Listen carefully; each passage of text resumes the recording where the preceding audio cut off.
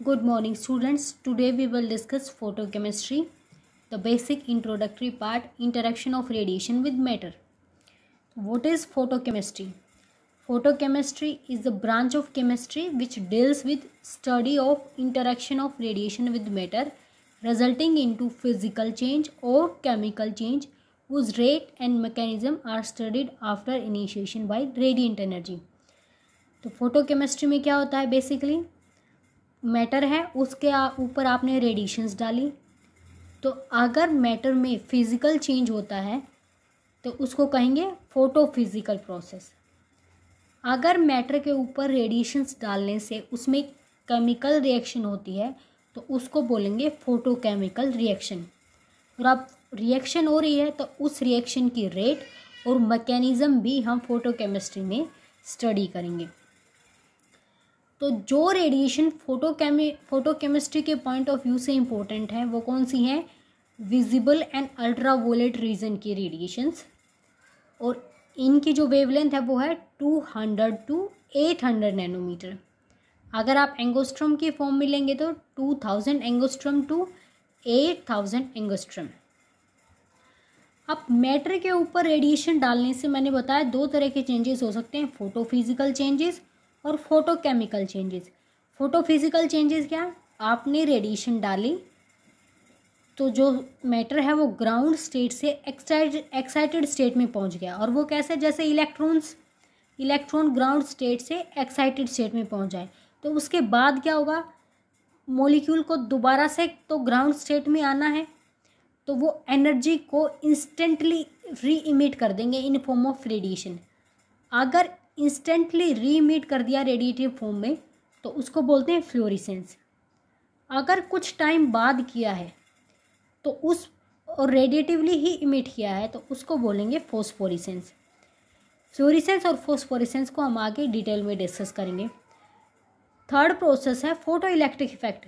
आपने पढ़ा है बहुत सारी जो मेटल्स हैं जिनकी आयनाइजेशन एनर्जी कम होती है उनके ऊपर आप यूवी विजिबल रीजन के रेडिएशन डालते हैं तो इलेक्ट्रॉन ग्राउंड स्टेट से सिर्फ एक्साइटेड स्टेट में नहीं जाता, वो एटम को ही छोड़ देता है और एटम आयंस में कन्वर्ट हो जाता है, और इसको हम क्या बोलते हैं? Photo electric effect. जैसे लिथियम और पोटेशियम के केस में आपने डिस्कस पढ़ा होगा एस ब्लॉक के ड्यूरिंग कि लिथियम पोटेशियम इन सब की आयनाइजेशन एनर्जी इतनी कम है कि यूवी विजिबल की रेडिएशंस उनको क्या है, इलेक्ट्रॉन को एटम से बाहर निकाल देती हैं और उसको आयंस में कन्वर्ट करती हैं, तो इसको बोलते हैं फोटो इलेक्ट्रिक इफेक्ट। तो फोटोफिजिकल प्रोसेस में कौन कौन से प्रोसेस आएंगे? फ्लोरेसेंस, फॉस्फोरेसेंस और फोटो इलेक्ट्रिक इफेक्ट। आप करेंगे फोटोकेमिकल रिएक्शन। अगर आपने सब्सटेंस है और उसके ऊपर आपने रेडिएशंस डाली और रिएक्शन हो गई तो क्या कहेंगे? Photochemical reaction. कौन सी रेडिएशंस फोटोकेमिस्ट्री के पॉइंट ऑफ व्यू से इंपॉर्टेंट है? 200 नैनोमीटर टू 800 नैनोमीटर। 200 से 400 यूवी विजिबल रीजन है और 200 टू 400 यूवी रीजन है, 400 टू 800 विजिबल रीजन है। तो जब आप मैटर या जो रिएक्टिंग सब्सटेंस है उनके ऊपर एनर्जी डालेंगे तो वो उसको अपने अंदर स्टोर कर लेंगे और फिर उस एनर्जी का यूज़ करेंगे केमिकल रिएक्शन कैरी आउट कराने के लिए। तो एग्जाम्पल कौन कौन से हैं? आपने एक कंटेनर में H2 गैस ले लिया और Cl2 गैस ले लिया, कोई रिएक्शन नहीं होगा, लेकिन अगर आपने उसके ऊपर लाइट डाल दी और वो भी सुटेबल फ्रीक्वेंसी की तो उनसे HCl गैस बन जाएगी। दूसरा एग्जाम्पल क्या है? फोटोसिंथेसिस जो प्रोसेस है उसमें क्या होता है? ग्रीन प्लांट लाइट एनर्जी की प्रेजेंस में कार्बन डाइऑक्साइड और वाटर को यूज़ करके ग्लूकोज प्लस ऑक्सीजन बनाते हैं, तो ये भी फोटोसिंथेसिस भी क्या है? फोटोकेमिकल रिएक्शन है।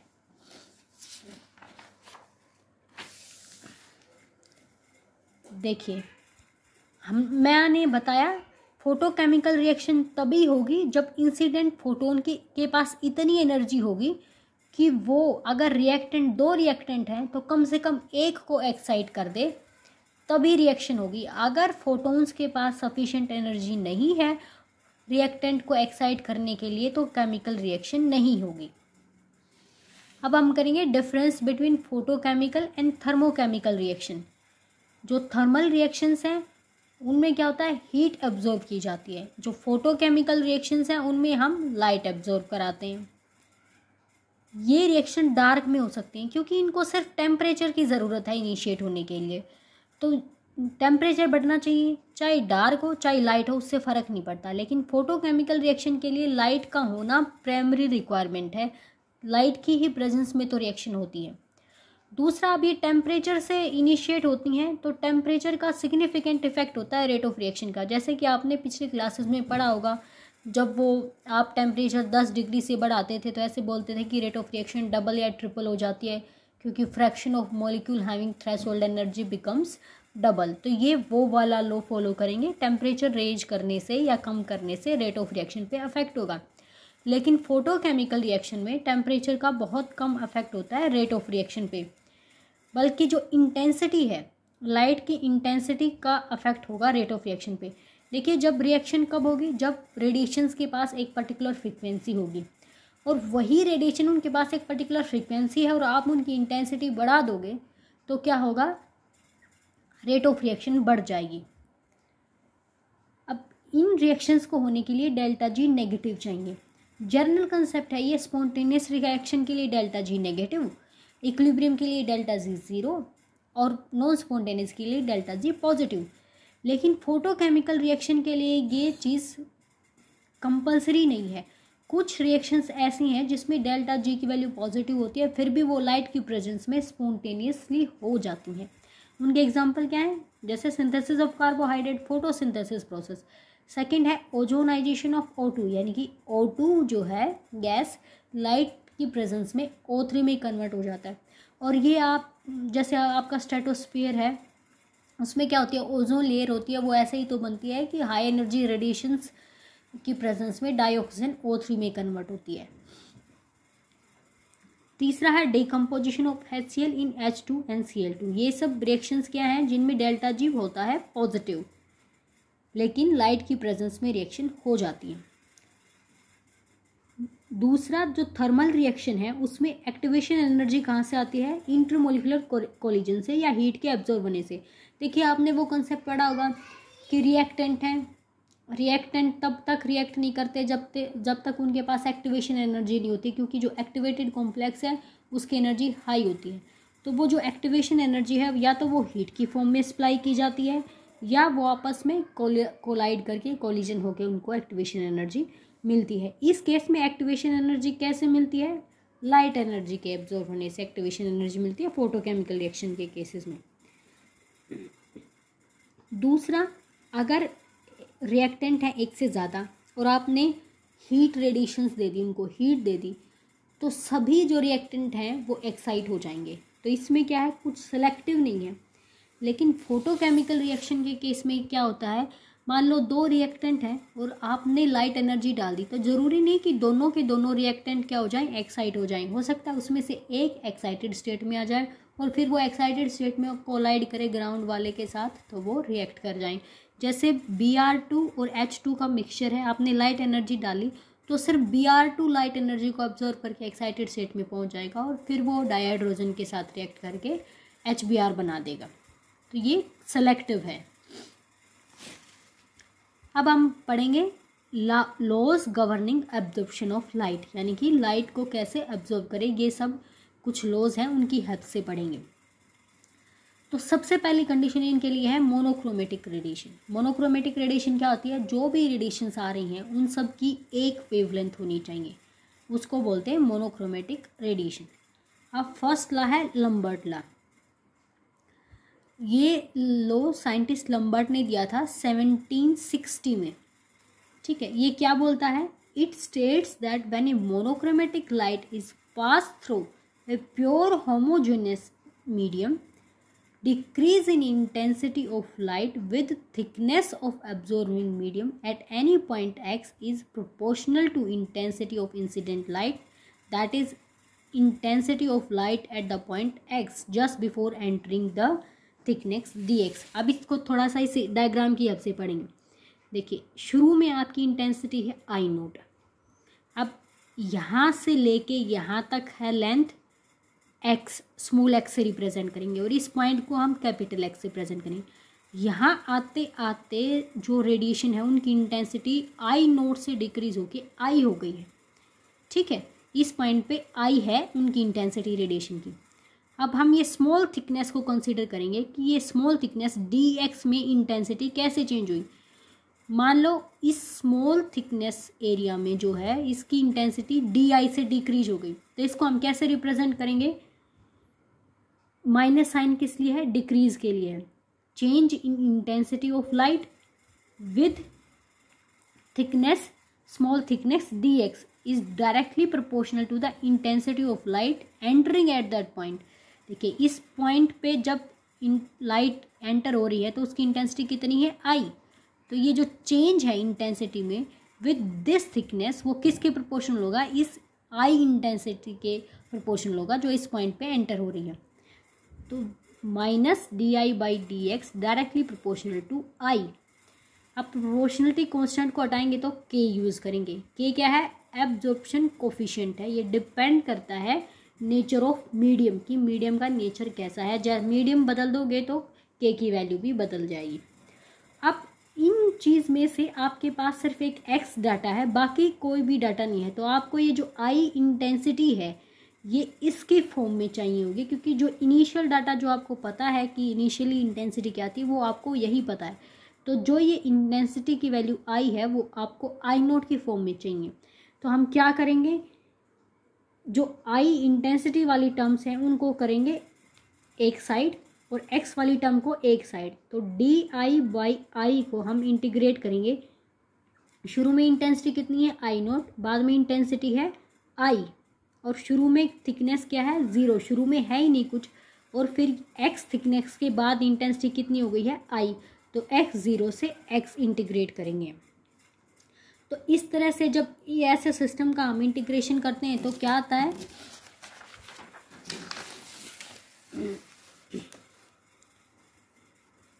Natural log upper limit I upon lower limit I naught equals to minus के एक्स। दूसरी टर्म क्यों नहीं आई एक्स की? क्योंकि वो ज़ीरो है। तो अब मैं यहाँ से नेचुरल लॉग हटाना चाहूँगी तो क्या करेंगे? I by I naught equals to e natural base minus के एक्स। तो यहाँ से जो आई है वो हमें किसकी फॉर्म में मिल गई है? ओरिजिनल इंटेंसिटी की फॉर्म में, आई नोट ई माइनस के एक्स। अभी दूसरा क्या है? ये नेचुरल लॉग की फॉर्म में है। अगर मैं इसको बेस लॉग 10 की फॉर्म में लेके आऊँ तो यहाँ पे हम क्या यूज़ करते हैं? 2.303 लॉग आई नोट बाई आई। अब ये जो कांस्टेंट है इसको हम के नीचे ले आएंगे, के बाई 2.303। तो ये एक नया कांस्टेंट बन गया के डैश। तो हमारा क्या बना? Log I upon I naught equals to minus के डैश एक्स। के डैश क्या है? के डैश है एक्सटेंशन कोफिशिएंट। क्या है वो? क्या था? के एब्जॉर्प्शन कोफिशिएंट, और के डैश है एक्सटेंशन कोफिशिएंट। तो यहाँ से आई क्या आ गया? आई। और जब लॉग हटाते हैं तो बेस 10 होता है। जब आप नेचुरल लॉग हटाते हो तो बेस ई होता है। तो I by I naught equals to 10 minus के डैश एक्स। तो ये दोनों इंटेंसिटी की फॉर्म में आ गए, आई नोट की फॉर्म में। डिफरेंस क्या है? यहाँ पे नेचुरल बेस ई है और कोफिशिएंट के है। यहाँ पे नेचुरल बेस लॉग 10 है और ये कोफिशिएंट के डैश है। अभी क्या है? Physical significance of extension coefficient that is के डैश। तो ये ऊपर से ही उठाया है, ये एक्सप्रेशन हमने ये वाला एक्सप्रेशन उठा लिया है। ठीक है, log I upon I naught equals to minus के डैश एक्स। तो के डैश निकालना है, बाकी के डैश को छोड़ के सब कुछ हम इधर ले आएंगे। तो 1 अपॉन एक्स लॉग, अब माइनस कहाँ चला गया है? पहले लॉग क्या था? Log I upon I note, minus vanish कर दिया तो क्या हो गया? लॉग आई नोट बाई आई हो गया है ये। ठीक है, अब हमें तो निकालना है के डैश। तो ये जो चीज़ है इसको हम 1 में कन्वर्ट करेंगे। 1 कब होगा? लॉग 10 की वैल्यू 1 होती है, और लॉग 10 की वैल्यू यहाँ पे 10 कैसे आएगा? अगर ये जो आई है वे किसके इक्वल हो जाए? आई नोट बाई 10। देखिए log I naught upon I, हमें 1 के इक्वल लाना है और वो किसके इक्वल होता है, log 10 के इक्वल होता है। तो आई की वैल्यू क्या होनी चाहिए, आई नोट बाई 10। तो ऐसे सिचुएशन में आई नोट से आई नोट कट जाएगा और 10 ऊपर चला जाएगा। ठीक है, तो आपका जो के डैश है वो किसके इक्वल आएगा, 1 अपॉन एक्स के इक्वल आ जाएगा। तो ये जो सब किया है इसको हम अब डेफिनेशन की फॉर्म में बोल देंगे। The extension coefficient is reciprocal of the layer thickness at which intensity of light falls to 1/10 of the original value, falls to 1/10 of the original value. Homogeneous medium ये सिर्फ प्योर लिक्विड के case में apply होता है, gases के case में भी apply नहीं होता। गैसेस के केस में हम दूसरा लॉ करेंगे, बियर लॉ, वो अप्लाई होता है। बियर लॉ एक साइंटिस्ट थे बियर, उन्होंने दिया था 1852 में। ये सॉल्यूशन के ऊपर अप्लाई होता है और गैसेस के ऊपर होता है। इसकी स्टेटमेंट बिल्कुल सेम है। डिफरेंस क्या है कि जो decrease in the intensity of light है with thickness of solution is directly proportional not only to the intensity of incident light but also to the concentration of the solution, यानी कि intensity आएगा और concentration आएगा। तो आपका जो D I change in intensity with thickness D X is directly proportional to I C. Proportionality constant हटाएंगे तो एप्सिलॉन आई सी, और एप्सिलॉन क्या है, मोलर एब्जॉर्प्शन कोफिशिएंट। उस केस में क्या था, एब्जॉर्प्शन कोफिशिएंट, यहाँ पे मोलर है, मोलर एब्जॉर्प्शन कोफिशिएंट।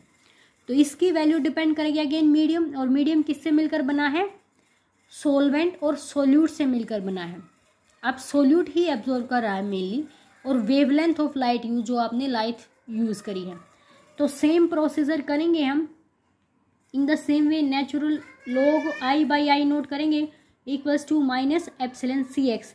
तो यहाँ से जो इंटेंसिटी है I equals to I naught e minus epsilon C x. यहाँ पे एक टर्म ज़्यादा आ गई है, C, that is the concentration, और यहाँ पे कांस्टेंट का भी नाम हमने दूसरा दे दिया है, वरना इक्वेशन बिल्कुल सेम है। इन द सेम वे आप लोग बेस 10 की फॉर्म में करोगे तो क्या है, I equals to I naught 10 minus e dash C x. ये ई डैश क्या है, ई बाई 2.303। तो यहाँ पे बियर लॉ में एक टर्म और आ गई है, दैट इज सी, कंसंट्रेशन। बाकी सारा का सारा एक्सप्रेशन इसमें सेम है।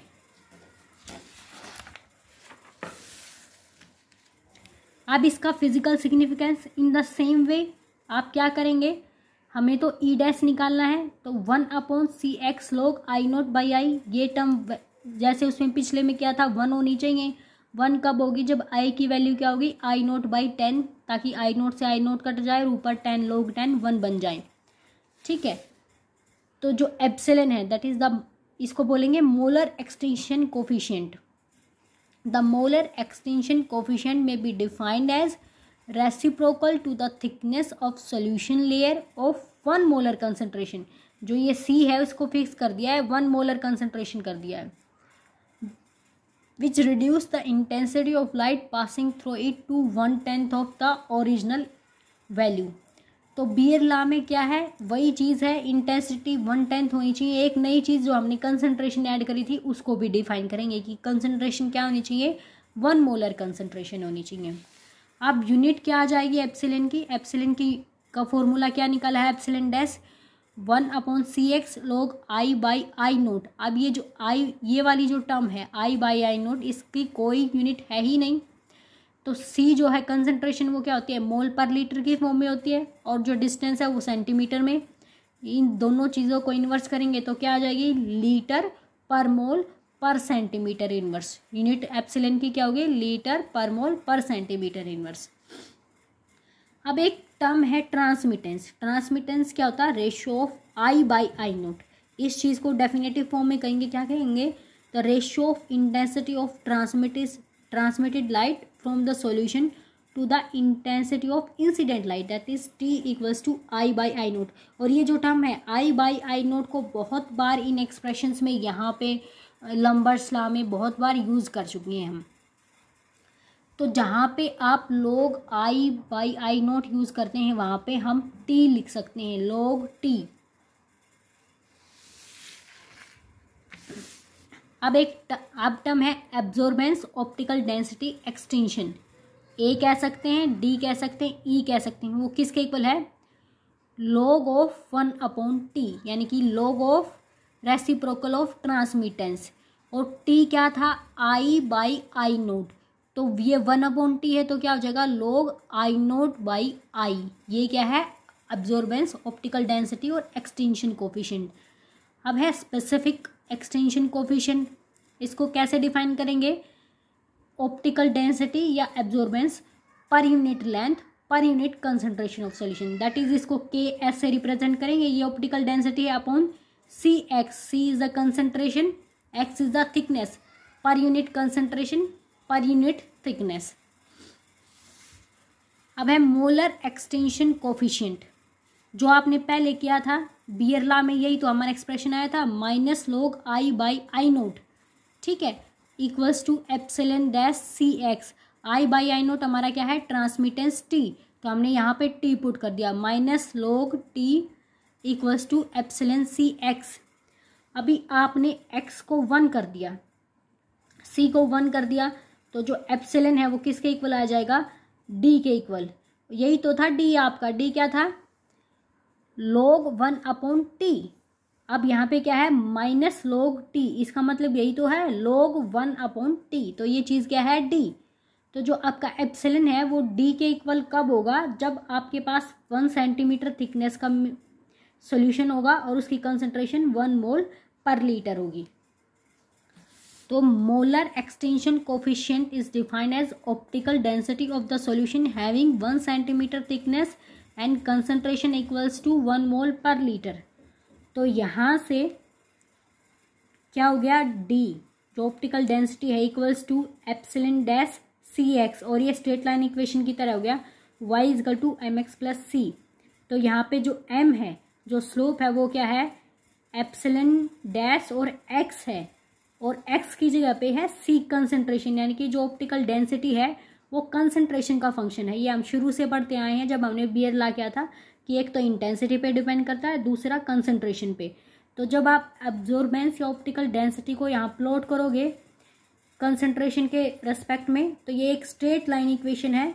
तो ये, और इसमें प्लस सी होता है, y equal to m x plus C. C क्या होता है? इंटरसेप्ट। अगर इसके पास कोई इंटरसेप्ट नहीं है तो ये 0 से स्टार्ट होगा, ओरिजिन से ऊपर जाएगा सीधा, स्ट्रेट लाइन इक्वेशन है तो स्ट्रेट ग्राफ होगा।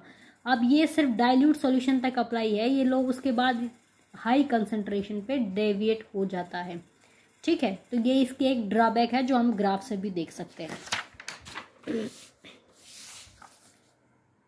तो जो बियर लॉ है उसकी क्या लिमिटेशन है? शुरू में पढ़ा था, मोनोक्रोमेटिक रेडिएशंस के लिए होल्ड करता है बस। दूसरा, डायल्यूट सॉल्यूशन पे ही एप्लीकेबल है, कंसंट्रेटेड होते ही लो जो है वो डेविएट होता है। थर्ड, टेम्परेचर कांस्टेंट होना चाहिए। अगर टेम्परेचर कांस्टेंट नहीं है, वो आपने बढ़ा दिया, तो जो आपका अब्जॉर्प्शन बैंड होता है उसमें बैथोक्रोमिक शिफ्ट होता है। तो इनफ फॉर टुडे। एंड इस टॉपिक से रिलेटेड बहुत सारे न्यूमेरिकल्स हैं जो कि आपको करनी है। न्यूमेरिकल्स को इसको अभी पढ़ना है, जब आप वीडियो देखिए उसके बाद पढ़ना है, और न्यूमेरिकल्स निकालने हैं। ये बहुत ज़रूरी है कि आप न्यूमेरिकल्स के ऊपर प्रैक्टिस करें। Thank you.